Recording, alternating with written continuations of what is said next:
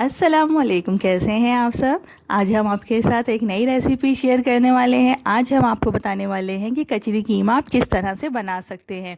ये बहुत ही मज़ेदार सा कीमा बनता है, बहुत ही लेज़दार सा कचरी कीमा बनता है।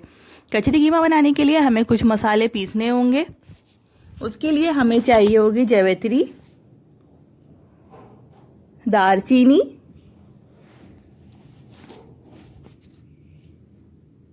जायफल। एक जायफल मैंने उसे छोटे पीसेस में तोड़ लिया है। 5 से 6 लौंगे। बड़ी इलायची के सिर्फ दाने लिए हैं, 5 बड़ी इलायची के दाने। 2 टीस्पून काली मिर्चें। मिर्ची और नमक आप लोग अपने टेस्ट के हिसाब से कम और ज़्यादा कर सकते हैं। 1 टीस्पून ज़ीरा। 12 से 15 लाल साबित मिर्चें। थोड़ी सी सौंठ,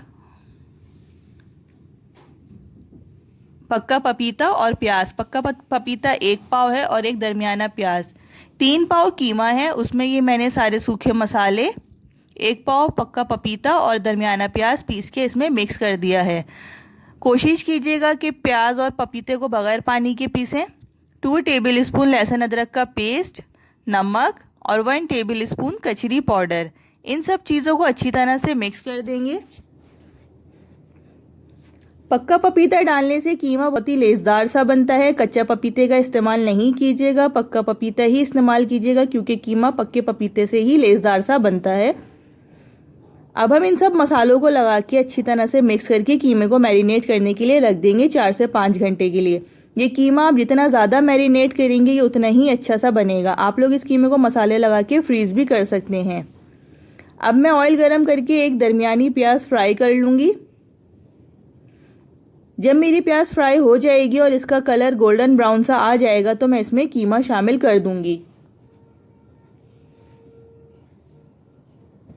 अब मैं इसमें कीमा शामिल कर दूंगी। प्याज गोल्डन ब्राउन हो चुकी है।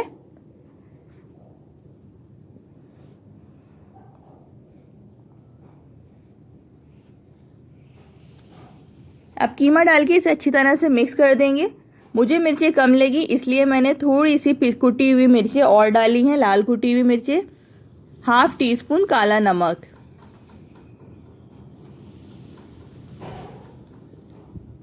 अब हम इसे कवर करके पकाने के लिए रख देंगे मीडियम फ्लेम पे। इसमें पानी शामिल नहीं करना है। आप लोग देख सकते हैं मैंने पानी नहीं डाला है, फिर भी कीमे में पपीते और प्याज की वजह से थोड़ा बहुत पानी हो गया है। ये देखिए कीमा कितना लेज़दार सा बन रहा है। कचरी पाउडर और पपीते से ये कीमा बहुत ही लेज़दार सा और मज़ेदार सा बनता है।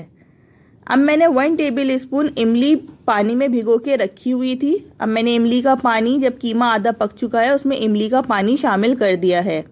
इमली ज़्यादा नहीं लेनी है, बस 1 टेबल स्पून इमली लेके उसे पानी में भिगो देना है, थोड़े से पानी में। ये कीमा हमारा तैयारी की तरफ है। आप लोग देख सकते हैं कि ऑयल अब कीमे से अलग होना शुरू हो गया है। ऑयल, मिर्चें और नमक आप लोग अपने हिसाब से ही डालिएगा। ये देखिए अब जैसे ही हमारा कीमा भुन जाएगा हम इसे डिश आउट कर लेंगे। ये बहुत ही मज़ेदार सा और लेज़दार सा, आप लोग देखिए, आप लोग इसे ज़रूर ट्राई कीजिएगा। प्याज, पुदीने, अदरक और नींबू के साथ इसे सर्व कीजिएगा। ये बहुत ही मज़ेदार सा कीमा बना है, लेज़दार सा। अपना ख्याल रखिएगा। अल्लाह हाफ़िज़।